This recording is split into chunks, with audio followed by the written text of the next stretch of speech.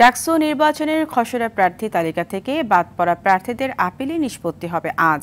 গত 22 ও 23 আগস্ট 2 দিনে মোট আপিল করে 34 জন প্রার্থী। আগামী 26 আগস্ট প্রকাশ করা হবে চূড়ান্ত প্রার্থীদের তালিকা। এরপর থেকে প্রার্থীরা নির্বাচনী প্রচারণায় নামতে পারবেন। এর আগে প্রচার চালালে সেটি ডাকসু নির্বাচনের আচরণবিধি ভঙ্গ হিসেবে বিবেচিত হবে এবং শাস্তিমূলক ব্যবস্থা গ্রহণ করবে নির্বাচন কমিশন। যদিও এর মধ্যে প্রার্থীরা শিক্ষার্থীদের সাথে কুশল বিনিময় শুরু করেছেন। এবারে ডাকসু কেন্দ্রীয় সংসদের জন্য মোট 509টি ফর্ম জমা পড়েছিল, আর হল সংসদে 1108 প্রার্থীর ফর্ম জমা পড়েছে। আগামী 9 সেপ্টেম্বর অনুষ্ঠিত হবে ডাকসু নির্বাচন। এই মুহূর্তে ঢাকা বিশ্ববিদ্যালয় থেকে সরাসরি যুক্ত হচ্ছেন সহকর্মী রাকিব হাসান। রাকিব, ডাকসু নির্বাচন বিশ্ববিদ্যালয়ের পরিস্থিতি কেমন দেখছেন?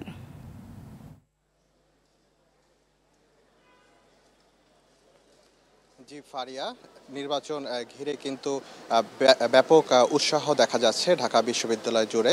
এই ডাকসু নির্বাচনে যারা বৈধ প্রার্থীদের তালিকা থেকে বাদ পড়েছিলেন, যে 47 প্রার্থী, তাদের মধ্যে কিন্তু 37 প্রার্থী গেল 22 ও 23 তারিখে আপিল করেন এবং তাদের কিন্তু আজকে নিষ্পত্তি দেওয়া হবে এবং 26 তারিখে কিন্তু চূড়ান্ত যে তালিকা, বৈধ তালিকা, তা কিন্তু প্রকাশ করা হবে এবং এর আগে কোনো প্রকার কিন্তু প্রচারণা চালানো যাবে না। যে প্রচার চালালে সেটি একটি দণ্ডনীয় অপরাধের মধ্যে পড়বে এবং জানেন যে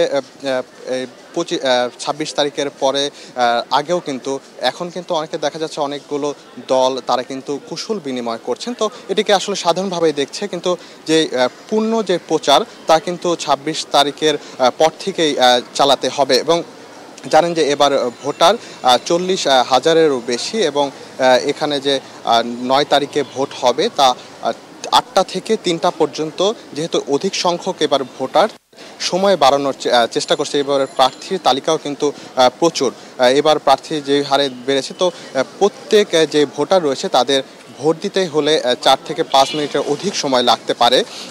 এছাড়াও জানেন যে এখানে যে আজকে কিন্তু কয়েকটি দলে এখানে কুশল বিনিময় বা এখানে হলো গিয়ে একটা সংবাদ সম্মেলনের মতো করবেন। এছাড়া এখানে আমি শিক্ষার্থীদের সঙ্গে কথা বলেছি, তারা বলছেন যেই ধরনের একটি দল আরেকটি দলের সঙ্গে কাদা ছোড়াছুড়ি করছে, এ থেকে বেরিয়ে আসার প্রত্যাশা তাদের। তারা বলছেন সুন্দর একটি ডাকসু নির্বাচন যেন তারা পায়, তাদের শিক্ষার্থীদের নিয়ে যেন কথা বলা হয়, কোনো রাজনৈতিক দল দ্বারা নিয়ন্ত্রিত না হয়। ডাকসু নির্বাচন নিয়ে এই ছিল আমার কাছে সর্বশেষ তথ্য। ফারিয়া। রাকিব, আপনাকে ধন্যবাদ।